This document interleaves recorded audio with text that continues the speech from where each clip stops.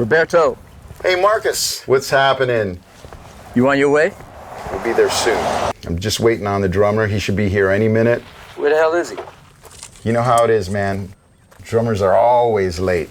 We'll see you soon. All right, man. Can't wait.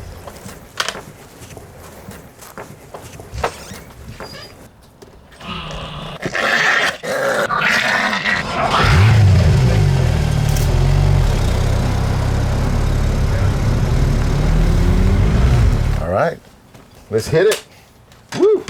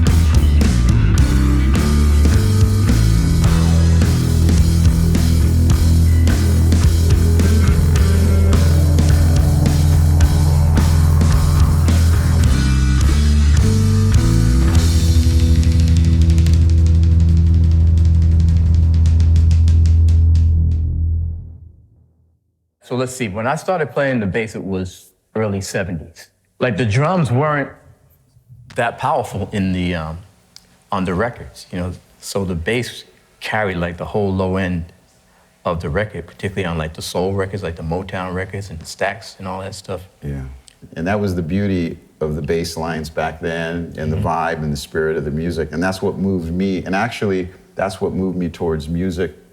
You know, growing up with Motown and James Brown and Sly and the Family Stone were active rotation on our turntable. And that's what moved me. And I didn't realize that it was actually the bass that was really moving me. I wanted to play drums originally. I wanted to play keyboards. And I thought that was really cool. And then we lived in an apartment.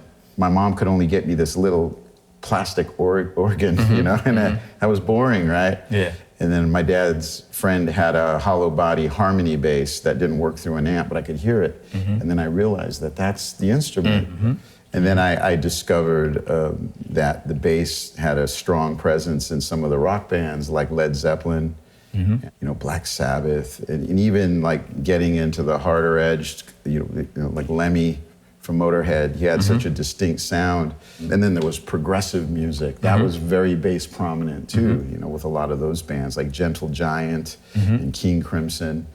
And they had riffs, you know? Oh yeah, aggressive riffs, just like Return to Forever. Right. Aggressive riffs, you know? Yeah, man, for me it was, you know, my family's musical. My dad played the organ and the piano, and his cousin played piano with Miles and Wes Montgomery. Wow. I started on the clarinet. I stuck with it, ended up playing it all the way through college. But, you know, to play soul music, the clarinet, no band I liked had a clarinet in it, you know? Yeah. So I said, okay, I moved over to sax for a while. But then, you know, a friend of mine got a bass for Christmas, and, you know, we lived next door to each other. I played the first couple of notes, I said, okay, this is...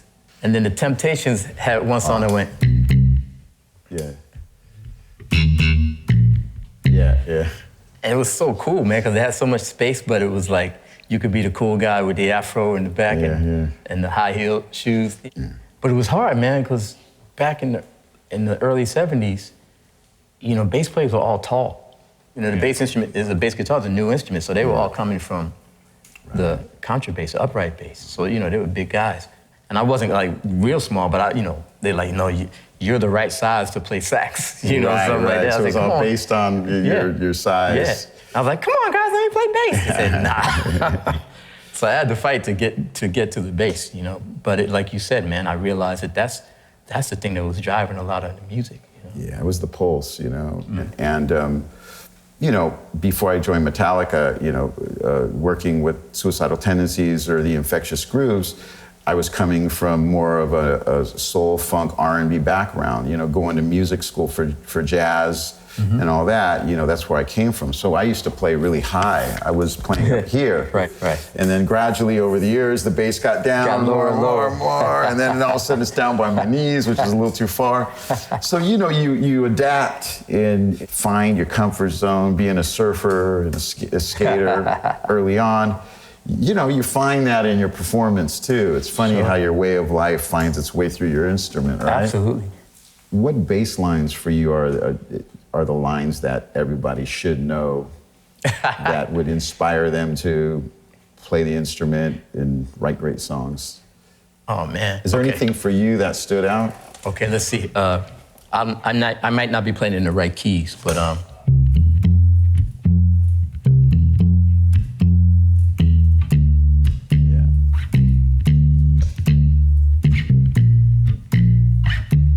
right, of course. And then, what's going on? Yeah.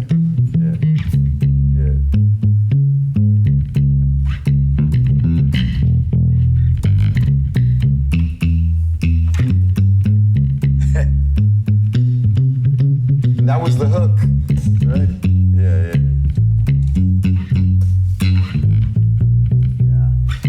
And you know, speaking of, you know, Mr. Jamerson, I mean, you talk to anybody, you know, whether it's the bass, you know, Geddy Lee from Rush or Geezer Butler from Black Sabbath, I mean, yourself, you know, myself, and anybody, and that's where it all starts, you know? Doesn't matter the style, all across the board, you know. His electric playing was based on being a louder upright bass as opposed to being a lower guitar. You know, he'd be like,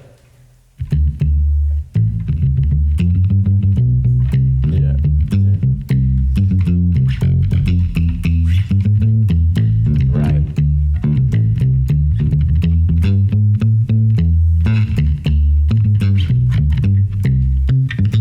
I mean, that's a lot. That is, yeah, it's a lot of work. But it worked. It works. You know what I mean? Like, game of love is such a beautiful game. And it's swinging, and the sound was thick. Oh, yeah. And it just held those records together, man. And one finger, too.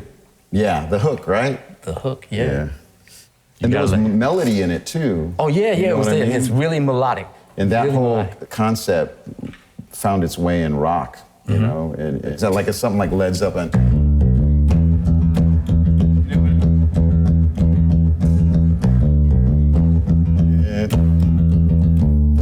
You know what I mean? It's just like amazing. What song is it? That's Led Zeppelin as well. Yeah. Again, melody, right? Yeah, it's a melody.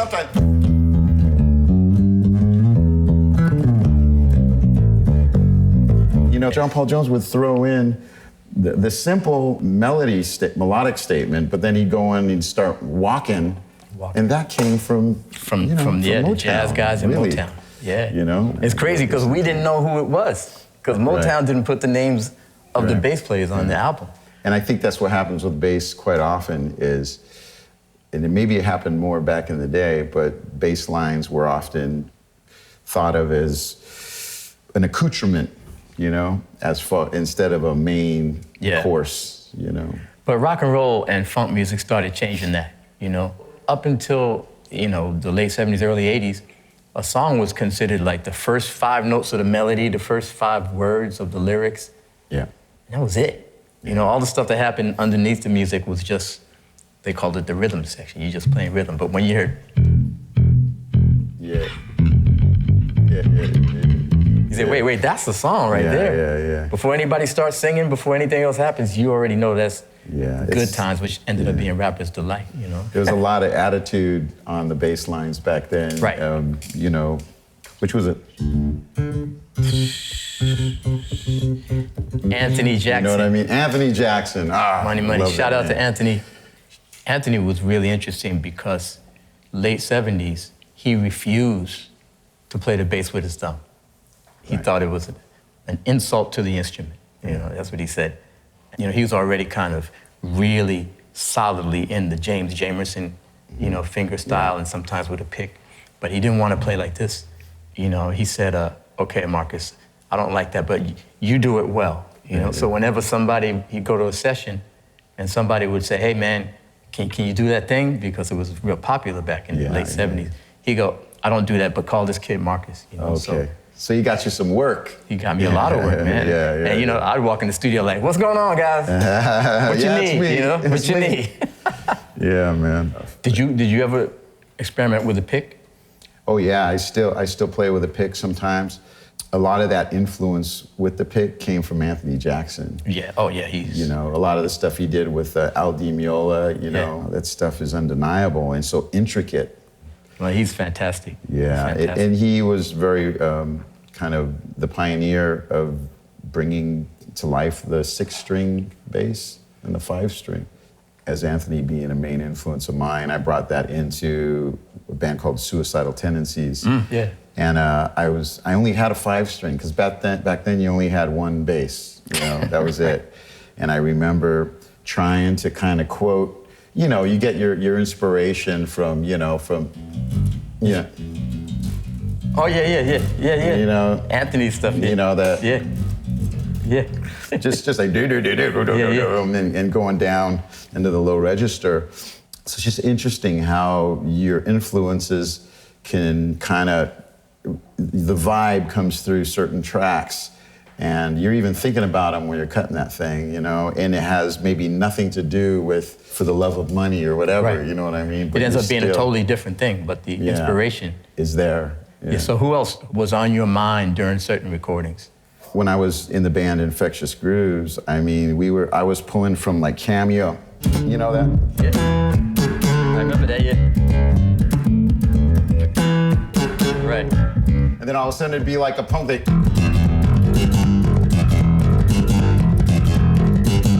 you know, and all that stuff, you know, it's somehow you made it work, you know. Back then, we're kind of young and crazy, and there's no rules, and that's. And really then you exciting. gotta know.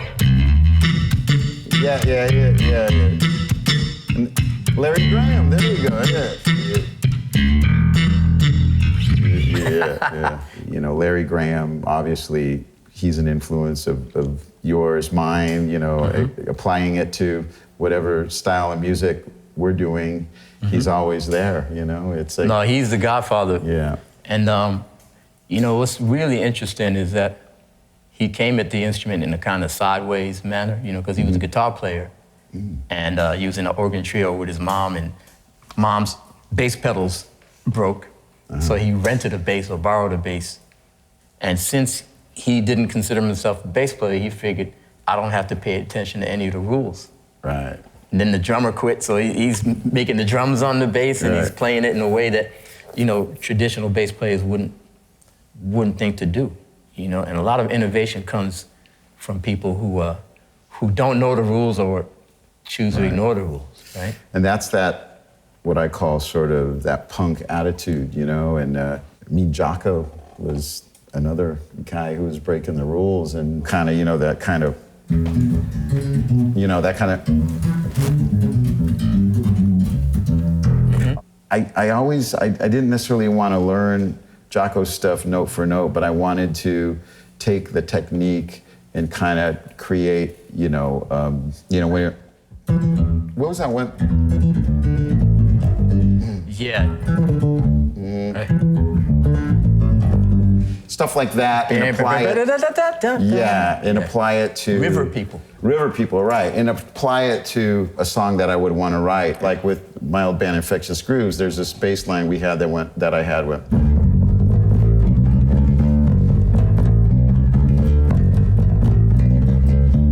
Yeah.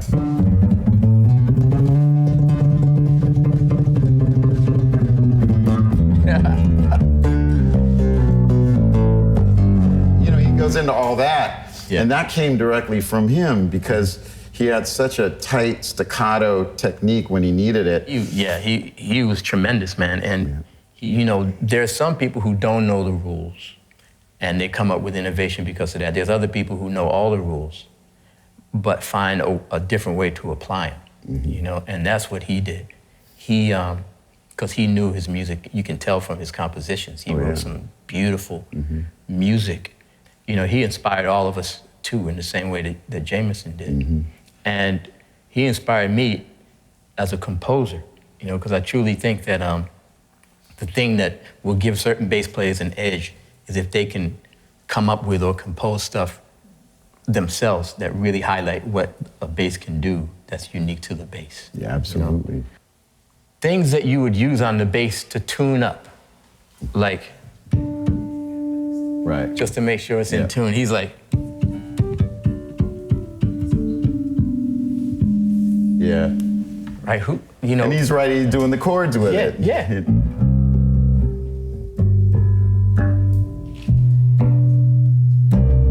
Right, and then he's going. That's because he knows E flat 7 sharp 9. He knows his harmony, you know what I mean? So that's inspiring, you know? Yeah. And I got a chance to meet him. A lot of jam sessions in New York in the 80s. He was a real mentor, you know what I mean? Okay. But in a big brother way, you know what I mean? Like slapping you around. Yeah, you know what I mean? yeah. It was tough real love, tough love. Yeah, it was real love, you know, like, Marcus, you know, you suck, you know? I'm like, no, I don't, man, you know, I'm trying to, you know, make him give it up. And we had a great time together, man. Yeah, you know, you get in the zone. Because I've been in that situation where when I worked with Ozzy, I used to play Black Sabbath songs and Ozzy Osbourne solo songs like Crazy Train and you know, all these tracks in backyard parties when I was 16. And then all of a sudden, I'm playing in his band, you know, and I'm in front of the guy and I'm like, wait a minute, am I dreaming? You know what I mean? And he sounds just like the record. But the cool thing about him is he loved bass. So he was like, Rob, listen, I want you to play as loud as you want to play. I love bass, man. Really? I am your best friend. Wow. You know, and I was like, yes, I found my man, you know.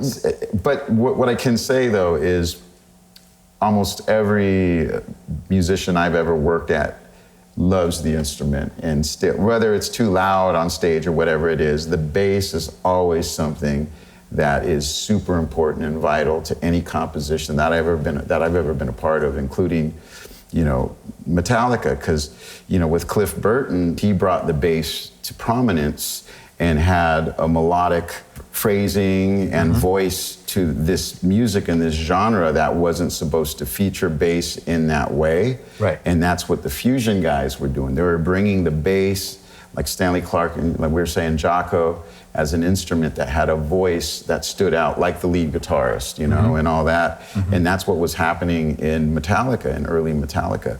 And I thought that was pretty fearless of Cliff to make that statement with the instrument. And that's one of the greatest things I think about what we do.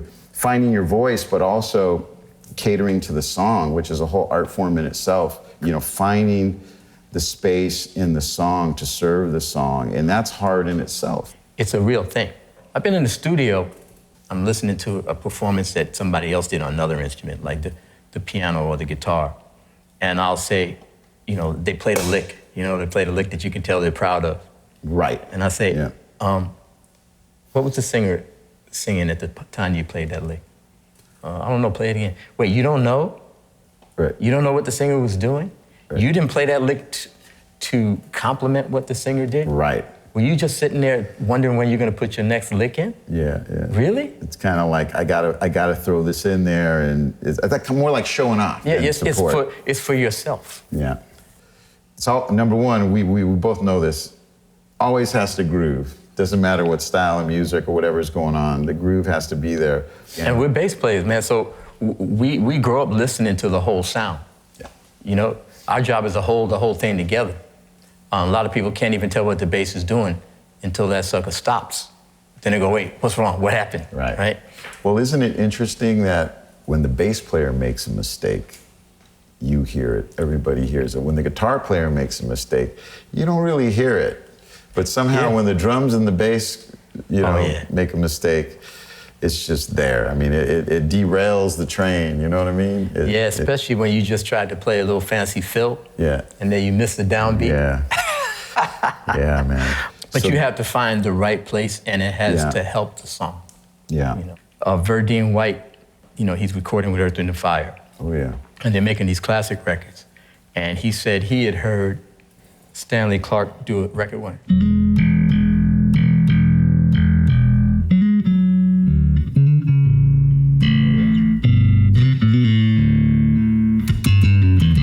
Something like that, right? So Verdine wanted to use those. They're called tenths, right? You know, 1, 2, 3, 4, 5, 6, 7, 8, 9, 10, right? He wanted to use those. So he said to the producer or the arranger, whose name was Charles Stepney, he said, man, I want to put that in there. And Charles said, yeah, put it in, as long as it feels good. You know, Yeah. feels good. So he went, Oh, yeah.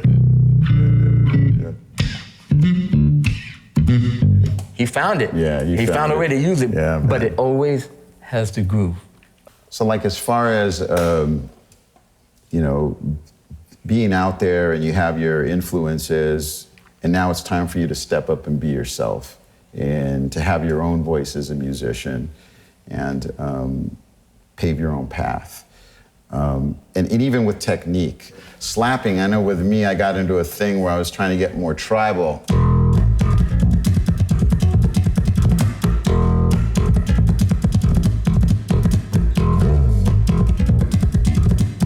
You know, stuff like that. So it becomes percussive. And in making kind of your own statement, whether it's within a solo or whether it's within a song, and you know how that just comes with time, you know, it just comes with time. It's like you have a distinct sound, you know. Mm-hmm. No matter what song you're playing on, we know it's you. Mm-hmm. And that's what we all aspire for and to achieve. You know, and that takes a long time, you know? It's not easy, you know. Now, you tell me what happened to you.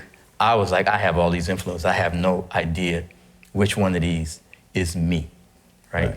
Because part of being a good studio musician is that you're a chameleon, right? So I was doing jingles and R&B record dates and pop record dates for Elton John and Carly Simon and Grover Washington Jr. And then in the clubs at night, I was looking for my stuff, you know? Yeah. At a certain point, I said, dude, the stuff you've been doing in the mornings, that's your sound. It's there already. You know, you just been looking past it. Yeah. Because the bass players that I looked up to was Larry Graham, Stanley Clarke, and Jocko. You know, Graham would be like,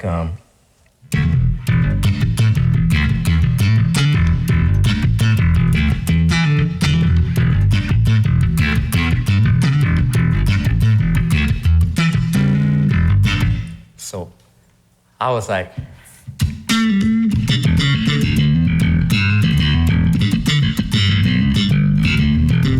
so it was very clear that this guy is influenced by Graham. Yeah. But the sound But was the different. voice is you know what I mean? The sound was different. There was more like the percussion there. Yeah.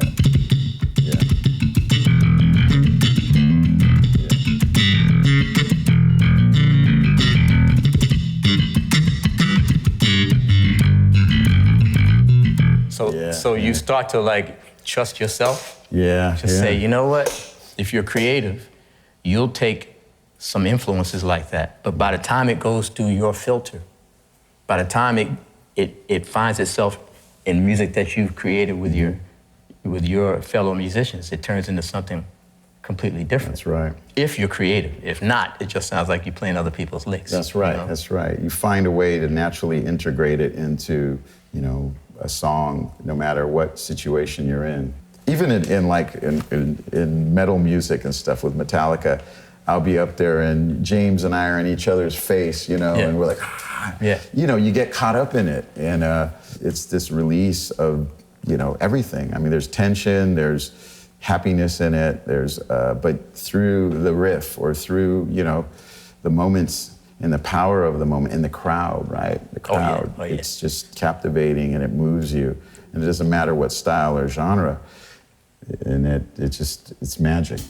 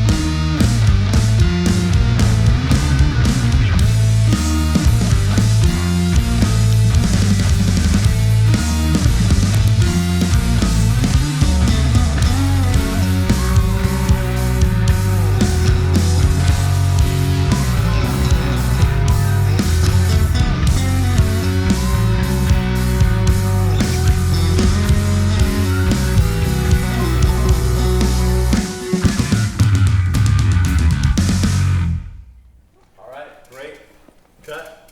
Is that cool? Oh my God. All right. Cool. Yes. Yeah, we did it. Yeah.